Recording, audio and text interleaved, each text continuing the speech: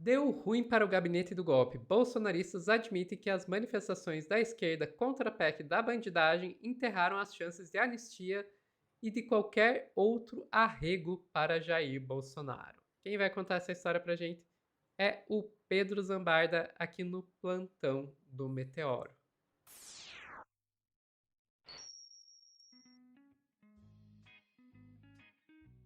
Se o Bolsonaro tá se dando mal, eu estou feliz. Eu também.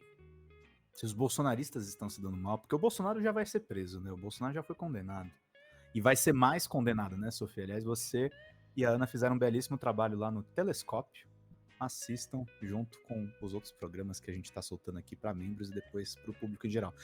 Mas assim, Sophie, apesar do monitor da USP, do Pablo Hortelado, ter dado um número baixo para o número de pessoas na Paulista em cima do software deles, os bolsonaristas sentiram e o negócio tá feio pro lado deles, tá, Sophie? Tem essa reportagem aqui do G1, do blog da Andréa Sadi. Atos contra a blindagem e anistia deixam a Câmara exposta e o bolsonarismo admite tiro no pé. Manifestações reforçam a tendência de que o Senado enterre a PEC aprovada por deputados e enfraquece a articulação pela anistia. As manifestações de domingo contra a proposta de emenda à Constituição, a PEC, que blinda parlamentares de processos de anistia de condenados por tentativa de golpe de Estado, deixaram a Câmara dos Deputados exposta. Os atos, que aconteceram em todas as capitais, foram uma resposta à aprovação da PEC da blindagem e da urgência do projeto de lei da anistia. Essas votações, por sua vez, foram pautadas pelo presidente da Câmara, Hugo Mota, do Republicanos da Paraíba, para cumprir um acordo firmado com os bolsonaristas e com o Centrão, que, em agosto, fizeram motim e tomaram as mesas diretoras da Câmara e do Senado em protesto contra a prisão do ex-presidente Jair Bolsonaro. De acordo com alinhavado por Arthur Lira, do PP, expoente do Centrão, ex-presidente da Câmara e fiador do mandato de Mota no comando da Casa. A repercussão negativa no comando da casa. O Centrão quer aprovar a PEC da blindagem para tentar barrar as investigações contra parlamentares, principalmente as relacionadas com as emendas. Há mais de 80 deles na mira de apurações que tramitam no Supremo Tribunal Federal. Isso explica muito, a gente vai falar do Gilmar Tato no próximo corte, tá? Os bolsonaristas, por sua vez, querem anistiar o Bolsonaro. Os grupos, então, resolveram juntar forças e, na semana passada, conseguiram pautar tanto a PEC quanto a urgência para anistia, o que permite que o tema vá direto à votação no plenário, sem passar pelas comissões. A repercussão negativa das aprovações, entretanto, tirou qualquer chance da PEC da blindagem ser aprovada pelo Senado, pelo menos por hora. A manobra de pautar de forma seguida a PEC da blindagem e a urgência da anistia não agradou o ex-secretário de comunicação do ex-presidente Jair Bolsonaro, Fábio Weingarten, que fez uma postagem no perfil do X para falar sobre o tema. A junção das pautas PEC da blindagem e com a anistia merece todos os prêmios de marketing às avessas. O Weingarten falando isso, tá? É imprescindível que a direita levante um muro imediatamente, recolocando a anistia num patamar alto independente, disse o advogado e aliado de Bolsonaro. Mesmo senadores que em reservado diziam não saber como se posicionariam, agora dão certo que votarão contra. Além disso, mostrou que a ideia de atrelar a tramitação da anistia à blindagem foi, nas palavras de um aliado de Bolsonaro, um tiro no pé. Vamos ver o vídeo da Andréa Sadi dando esse bastidor? Deixa eu trazer para vocês aqui diretamente do Instagram. Bora. A gente que ela pode muito, mas ela não pode tudo. Essas mobilizações contra a PEC da blindagem, elas pegaram os parlamentares de surpresa. A Câmara estava achando que dava para fazer a toque de caixa, como fez, de fato, a aprovação da PEC da blindagem, mas nesse meio tempo, entre sair da Câmara e chegar no Senado, até os senadores que estavam dizendo que não sabiam como iam votar na PEC da blindagem, agora estão dizendo para a Câmara, pode esquecer que nós não seremos sócios dessa proposta.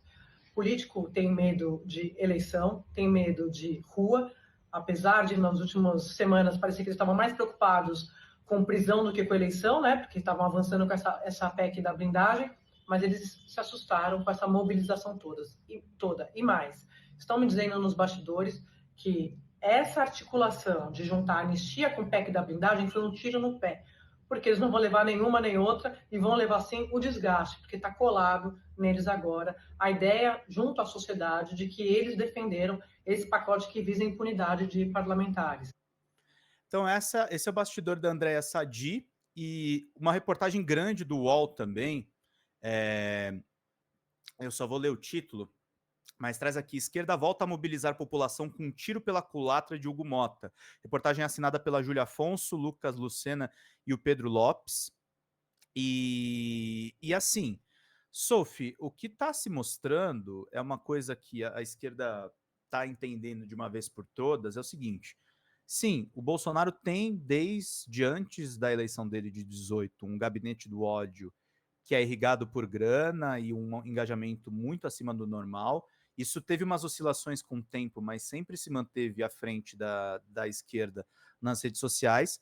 Mas quando a gente fala de rua, é outra coisa. O nosso campo, quando resolve encasquetar de fazer protestos de rua, a gente sabe fazer muito melhor do que eles. Eles sabem fazer passeata com apoio da polícia militar. A gente já está muito mais calejado, inclusive de ser perseguido nas ruas, de sofrer inquérito ilegal de polícia, de sofrer todo esse tipo de coisa. E aí está acontecendo o que muita gente que conhece movimento social já previu que aconteceria. Se a extrema-direita desse um tiro no pé e a esquerda ocupasse as ruas, eles não têm muita saída. Eles começam a dar tiro no pé do outro. O Nicolas provoca a prisão domiciliar do Bolsonaro, o Flávio não para de falar, o Valdemar da Costa Neto só fala porcaria na Globo News, porque apesar deles terem por muito tempo canalizado certas pautas, a gente falou no outro corte a respeito, por exemplo, da pauta anticorrupção, essas pautas nem sempre foram deles. E os movimentos sociais têm uma história muito maior de relação com a sociedade, sobretudo a sociedade mais miserável, né, Sofia? Pois é uma questão que assim, tava assombrando, na minha humilde opinião, e, gente, tudo isso é minha humilde opinião, tá? Os fatos o Pedro já trouxe. Tava acontecendo uma coisa que nem a esquerda e nem a direita estavam conseguindo mobilizar por ou contra a anistia. A direita ia fazer passeata pró-anistia, flopava. A esquerda ia fazer passeata contra a anistia, flopava mais ainda. O que aconteceu? A direita juntou, né, blindagem e anistia, inclusive nos discursos deles, porque a gente precisa da anistia para evitar perseguição, porque a gente precisa da blindagem para evitar perseguição, porque blindagem de bandido, o STF já faz, não sei o que, juntando as duas coisas.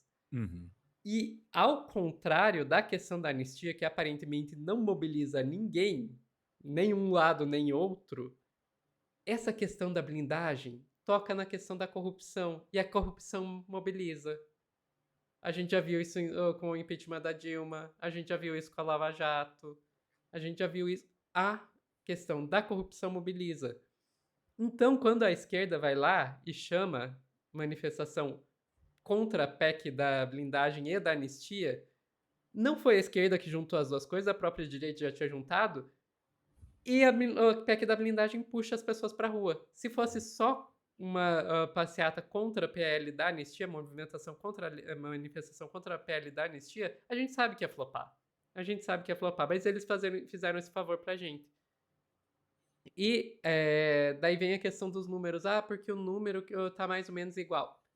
Olha, eu não vou disputar aqui os números do Hortelado. Tá, se disse que tá igual na Paulista, que seja, mas os bolsonaristas movimentaram só a Paulista. A gente conseguiu movimentar 27 capitais. Movimentou muito mais gente do que a direita. E, mais do que isso, a questão da tendência. Uma manifestação é uma foto. É igual quando você vai falar de análise da questão eleitoral. Você tem uma pesquisa, isso não te diz muita coisa. Agora você tem várias pesquisas e vê que as pesquisas estão mostrando que um candidato está subindo, o outro está descendo. Isso diz muito. A questão da população na manifestação é a mesma coisa. O que está acontecendo com as manifestações bolsonaristas? Estão em tendência de queda. O que estão acontecendo nas manifestações da esquerda? Estão em tendência de subida.